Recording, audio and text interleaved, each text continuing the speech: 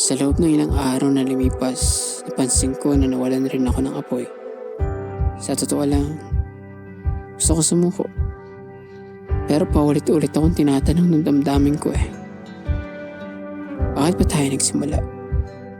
Bakit ba tayo nangarap? At ano ba ang laman na nasa puso natin? At habang dinadala mo ang tanong na yan, bakit di ka magpahinga at maglakbay? At hanapin ang mga sagot. Kasama ko. Lahat ng pahinang sinulat ng tadhana. Ikaw at ikaw at ikaw ba